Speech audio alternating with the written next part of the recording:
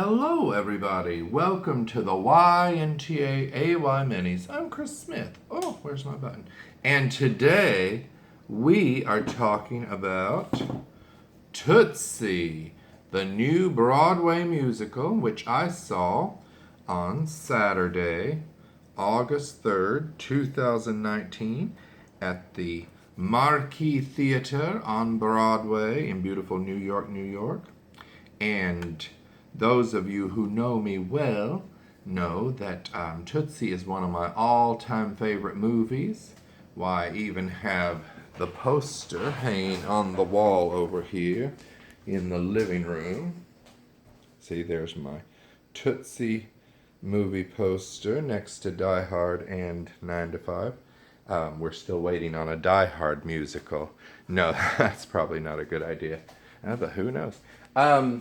So I have my Tootsie Broadway poster hanging, my window card there, and next to my Tootsie movie poster. So this was a show that was very important to me. I was like, they've got to get this right. And, well, for the most part, I think it was a success. Oh, and as you can see, I am wearing my Friend of Dorothy t-shirt from Tootsie the Musical. The lady at the merchandise counter told me that she works on commission, so I bought $75 worth of merchandise. Of course, most of that was the shirt because you know how expensive shirts are on Broadway.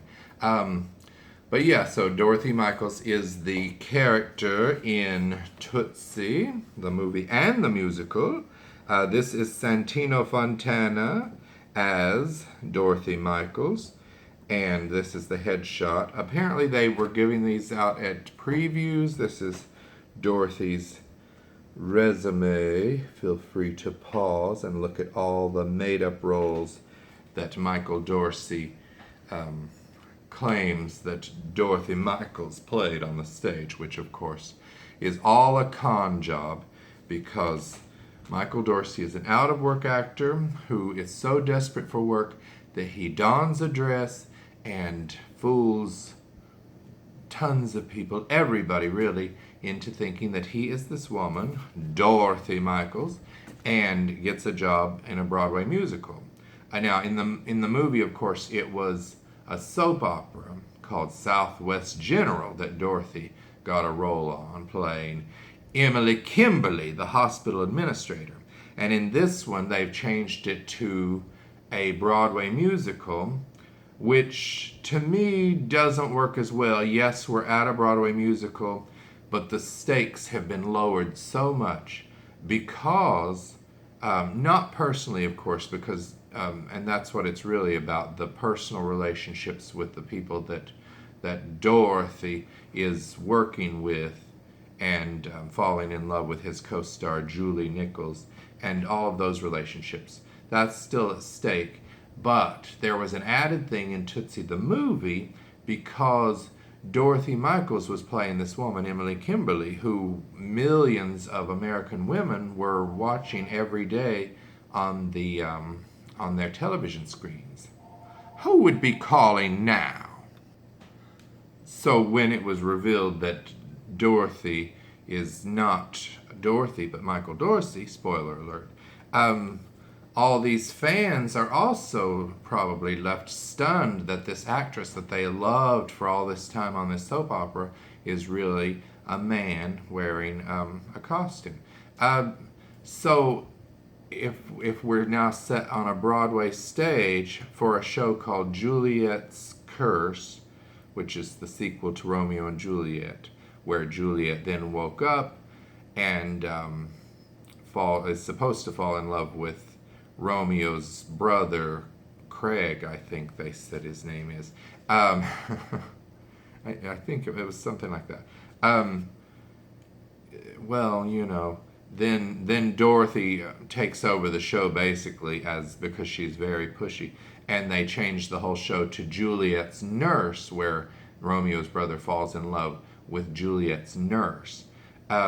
Which is very strange that a new person onto a show would just come in during rehearsals, you know, and take over a whole Broadway show. That could never happen. Well, maybe, who knows.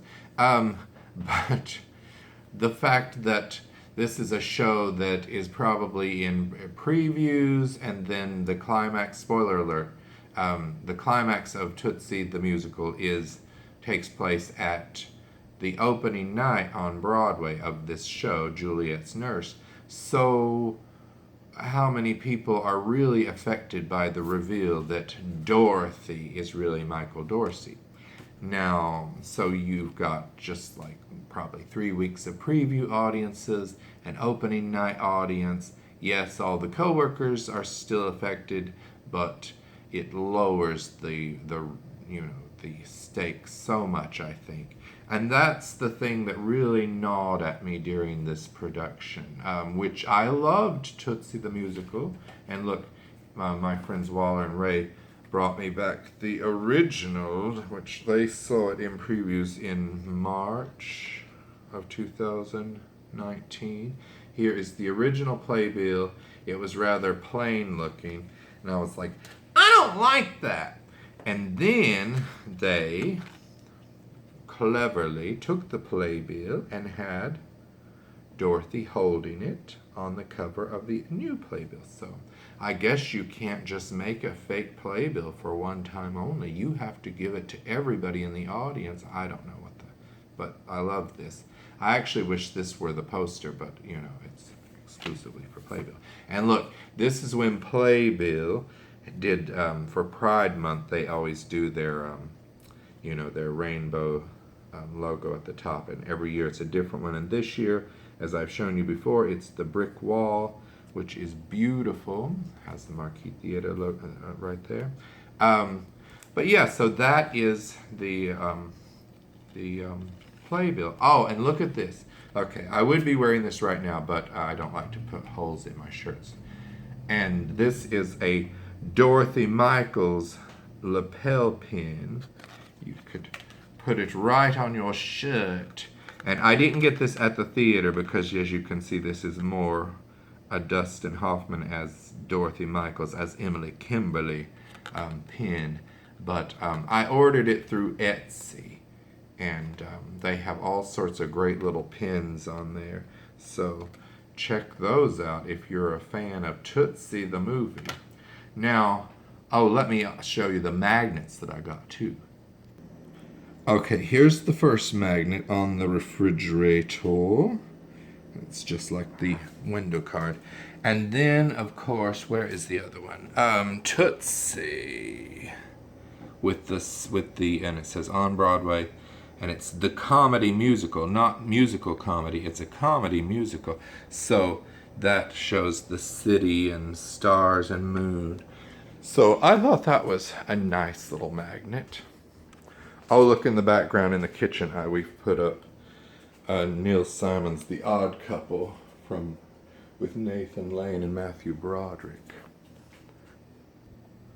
So I also bought the Souvenir Program for Tootsie, and which I showed you the one from the Share Show, and I can report that this is a very thick, very sturdy, and well designed theater program.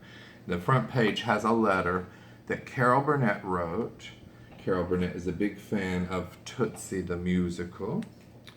There are lots of great pictures in this book. Won't be able to show you everything. Now, Mr. Santino Fontana does an amazing performance, and he won the Tony Award for Best Actor in a Musical. I thought his Dorothy was delightful. That was really important, that you love Dorothy as much as you love Dorothy in the movie. I thought he captured the voice very well. Here is Lily Cooper as Julie Nichols, and you remember Lily Cooper from the SpongeBob musical on Broadway. What was it? Was it called SpongeBob SquarePants? And now it's called, or it was called the SpongeBob musical, and now it's going to be called SpongeBob SquarePants. Well, it's something like, they've changed the title for the tour that's upcoming. But so this is Jeff, the roommate, played by Lily Cooper got a nomination for, was it for supporting actress or for? Yeah, for supporting actress. Featured actress in a, sorry, featured actress in a musical. I should have my musical card taken away from me. So she was nominated along with Sarah Stiles, who plays Sandy, the Terry Garb role from the movie. So they were both nominated, and this is Jeff, the character who's the roommate, and he's played by Andy Grotolushin. Forgive me, Andy, and God bless you for not changing your last name, because many actors would have changed their last name, and the minute anybody sees that long last name, they're like, oh, we don't have enough letters to put this on the marquee. Now, in the movie, and I'm sorry to keep referring to the movie, but Tootsie, You Don't Understand, is one of the most important movies, probably my all-time favorite movie. So there was a lot riding on this musical for me, and it was for the most part successful. But one of the things that actually was successful, they changed the old doctor, the old actor who plays the doctor in the movie, from John Van Horn to Max Van Horn, a reality TV star who's always ripping his shirt off. So they know their new audience, and that Skin does sell a few tickets. But he's this real big dummy who falls in love with Dorothy. So same storyline about the actor co-star falling in love with Dorothy Michaels, but now it's this young reality star who's gotten a job in this musical, Juliet's Curse, which has been changed to Juliet's Nurse. The delightful Julie Halston played Rita Marshall, the producer. I would have liked to have had just a little bit more for her to do, because she is so good, Julie Halston. Ron, the director, is played by Reg Rogers. Is it Reg or Reg? Well, anyway, he's very funny, very kooky, volatile relationship with Dorothy. He doesn't quite understand why he doesn't like her, and because he had run-ins with Michael Dorsey before and fired him from another big musical, which is how the show starts. And this is the agent. Now, he's played by Michael McGrath, and the agent is George Fields in the movie. It's now Stan, and very odd because Stan has almost nothing to do in this show. I'm like, gosh, what is Michael McGrath doing backstage? Is he playing cards? He's in early in the show, and then disappears for a long stretch until Act 2, and it's the role that I would want because I don't like to do as much in a show.